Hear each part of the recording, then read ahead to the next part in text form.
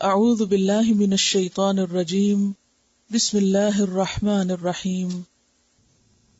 اسم ضمیر اسم معرفہ ہو گیا، اسم فاعل ہو گیا، اسم مفعول ہو گیا، اور مفعول کی اب اقسام ہیں. مفعول کی اقسام، ٹائپس آف آبجیکٹ.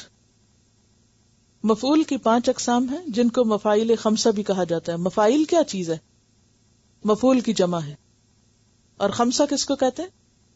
5 کو، یعنی 5 قسمیں مفعول کی. نمبر 1 مفعول بہی. مفعول بہی، بہی کا کیا مطلب ہوتا ہے؟ ساتھ اس کے. وہ منصوب اسم جس پر فاعل کا فعل واقع ہو، جس پر فاعل کا فعل واقع ہو. جیسے الیوم اکملت لکم دینکم میں دین، آج میں نے تمہارے لیے تمہارا دین مکمل کیا. مکمل کرنے والا کون ہے؟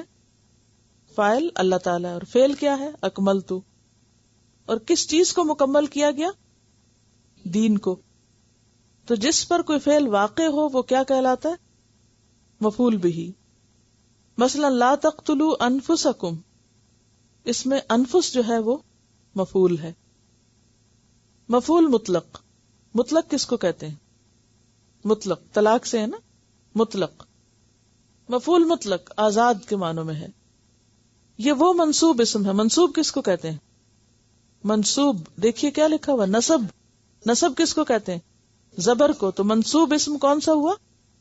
جس پہ زبر ہو، جس میں فعل ہی کے مادے سے اس کا مصدر استعمال کیا جاتا ہے تاکہ خبر کی تاکید ہو جائے.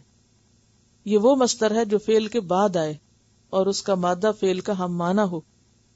جیسے کلم اللہ موسیٰ تکلیما، اللہم حاسبنا حسابا یسیرا. اب حاسبنا سے حسابا، کلمہ سے تکلیما. اور اسی طرح یذلہم ذلا ذلیلا. یہ مصدر بات میں تاکید یا زور پیدا کرنے کے لیے استعمال ہوتا ہے، اور اس کو کیا کہتے ہیں؟ مفعول مطلق. مفعول فی، وہ اسم جو فعل کے واقع ہونے کے وقت یا جگہ کو ظاہر کرے. اس کو ظرف بھی کہتے ہیں. آپ کو معلوم، میں نے ظرف کا لفظ بہت دفعہ بولا ہے. اور ظرف کتنی قسم کا ہوتا ہے؟ ظرف مکان اور ظرف زمان. وَبَنَيْنَا فَوْقَكُمْ سَبْعًا شِدَادًا میں فوقہ، اِنَّا ہَاہُنَا قَاعِدُونَ میں ہَاہُنَا. تو ہَاہُنَا کیا ہے؟ مفعول یا پھر ظرف. مفعول لہو وہ منصوب اسم ہے جو فعل کے ہونے کا سبب اور غرض بیان کرے، یعنی کسی مقصد کے لیے وہ فعل واقع ہوا ہو. جیسے وَلَا تَقْتُلُوا أَوْلَادَكُمْ خَشْيَةَ إِمْلَاقٍ. تو اس میں کیا چیز مفعول ہوگی؟ خشیتہ. یہ وجہ ہے نا. وَمِنَ النَّاسِ مَن يَشْرِي نَفْسَهُ ابتغاء مرضات اللہ. تو اس میں ابتغاء مفعول معہ.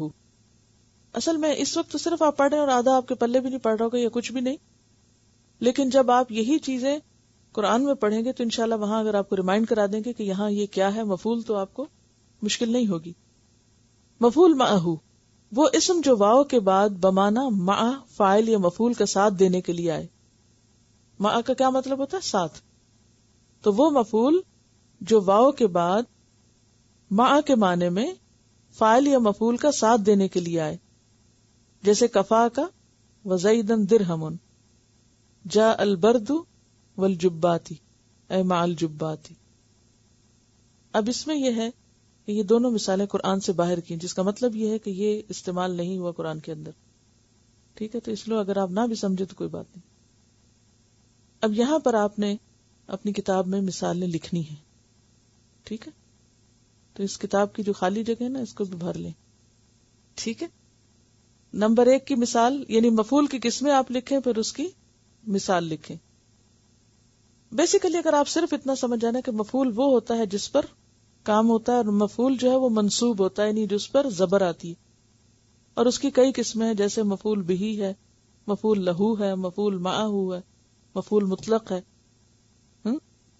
اور 5واں مفاعیل خمسہ ہے نا، مفعول بہی، مفعول لہو، مفعول معہ، مفعول مطلق اور مفعول فی.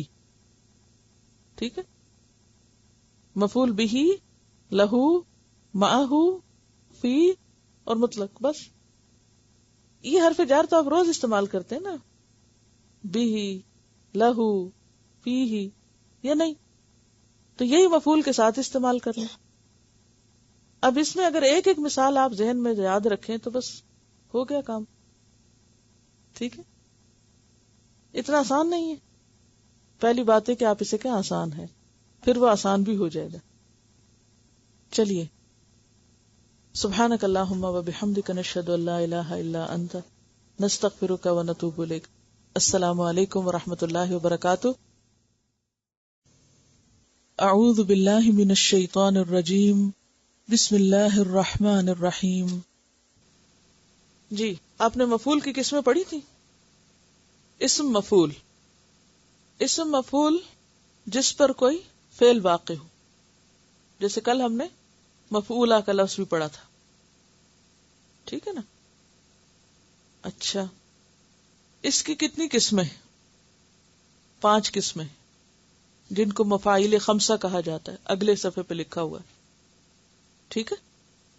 اچھا، اس میں آپ دیکھیے کہ قسم نمبر 2 جس کو کہا جاتا ہے مفعول مطلق. مفعول کیا ہوتا ہے؟ اسم ہوتا ہے نا. اور منصوب کس کو کہتے ہیں؟ جس پہ زبر ہو. یہ وہ منصوب اسم ہے جس میں فعل ہی کے مادے سے. اب اس آیت میں فعل کون سا ہے؟ فصلناہ. فصلناہ روٹ کیا ہے؟ فے صاد لام. فعل ہی کے مادے سے اس کا مصدر استعمال کیا جاتا ہے. تفصیلہ کیا ہے؟ مصدر. ٹھیک ہے، تفصیل کیا ہے؟ مصدر. فصلنا کیا ہے؟ فعل. کیوں استعمال کیا جاتا ہے؟ تاکہ خبر کی تاکید ہو جائے. کون سی خبر؟ جو اس فعل میں دی جا رہی، یعنی جو بات فعل میں کی جا رہی. کیا بات یہاں کی جا رہی؟ آیت میں فصلناہ، یہی کی جا رہی ہے نا. کیا معنی فصلناہ؟ کھول کے بیان کیا ہم نے اس کو. کس کو؟ کل شیء، ہر چیز کو. اب اس بات کو اتنا بھی اگر کہہ دیں تو معنی پورا ہو جاتا ہے. وَكُلَّ شَيْءٍ فَصَّلْنَاهُ، ہر چیز کو ہم نے کھول کے بیان کیا. لیکن اس بات کی تاکید کے لیے اسی مادے سے مصدر کو دوبارہ لایا گیا. تفصیلا کس لیے لایا گیا؟ تاکید کے لیے، تاکہ بات کو اچھی طرح سمجھ جائیں کہ ہم نے بہت زیادہ کھول کھول کے بیان کیا ہے. یہ عربی زبان کا ایک طریقہ ہے. کیا کہ فعل کے بعد اسی روٹ سے مصدر لے آتے ہیں آخر میں، اور یہ وہ مصدر ہے جو فعل کے بعد آئے اور اس کا مادہ فعل کا ہم معنی ہو تو پھر اس کو کیا کہتے ہیں؟ مفعول مطلق کہتے ہیں. ٹھیک ہے، اور یہ صرف تاکید کے لیے ہوتا ہے. اور اس صورت میں اس کی بہت ساری مثالیں آئیں گی. اور جہاں مثال آئے وہاں کیا یاد رکھنا ہے؟ بات میں زور ہے، تاکید ہے، اور یہ سب کیا ہے؟ مصدر ہے. تفصیلا مصدر ہے. ٹھیک ہے، اور دونوں کا روٹ ایک ہی ہے. فے صاد لام ادھر بھی ہے اور فے صاد لام ادھر بھی ہے. ٹھیک ہے. سبحانک اللہم و بحمدک نشہد ان لا الہ الا انت نستغفرک و نتوب الیک. السلام علیکم و رحمۃ اللہ وبرکاتہ.